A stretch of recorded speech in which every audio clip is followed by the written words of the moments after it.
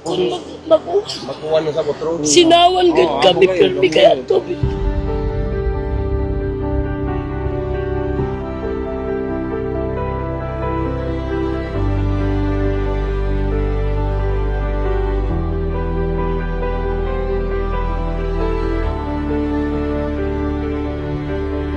Ako si Honorable Silvura Barangay Captain din sa Barangay Norcia magpaabot og dako nga hangyo sa pagtabang sa maong sitwasyon sa among naaguman nga trahedya na wala lamang namo damha na ang among barangay. Grabe kayo.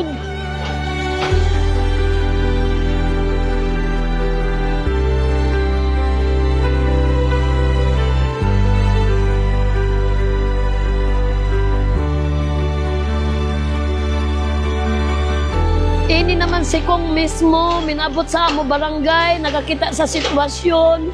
Magpasalamat kasi kami ng dako na pasalamat, labaw sa tanan, sa ato, labaw nga makagagahom, nga diin, kaya gadud damoy, napatay, bisan isa ka buok.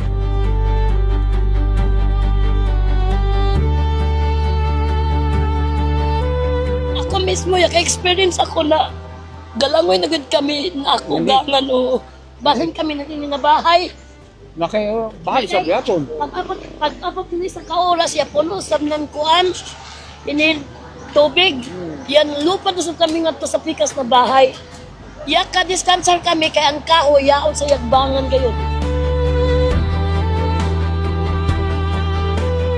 Una nga nato dito salamatan natong Ginoo kay walay bisan usa nga namatay dinis katugwas, di ba? Oo. Walay na kinabuhi nga nakalas, bisan tuod nga gubang balay. Kung atong hangyon ang DNR, kung nakadungog karon ang DNR, nga ihatag ng kahoy sa ila karon, pinaagi kang kapitan, ang inventaryo magsulod na siguro kay panginahanglan gyud sa tao karon ang kahoy, no? Salamat sad ko sa tanang mga LGUs o mga kontraktor nga nagpadala sa ilang mga mining group, nagpadala sa ilang mga equipment nga nitabang kanato karon. Hinauton ta nga magapadayon kining ilang mga equipment dinhi kanato angtod nga matapos ang clearing niini. Kung atong paningkamutan nga mapaabot kining ilang problema dito sa Department of Public Works and Highways para mapunduhan, para mabalik nato ang original nga sitwasyon sa atong kalsada.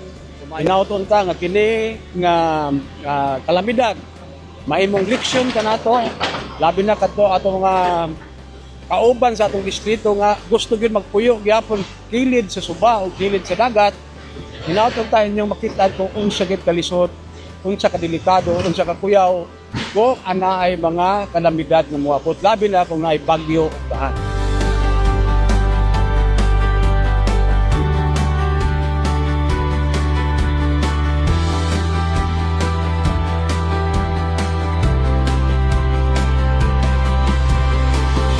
Grabe kayo. Isip barangay captain, bisan na trauma ako paningkamutan na mutindog para sa katauhan.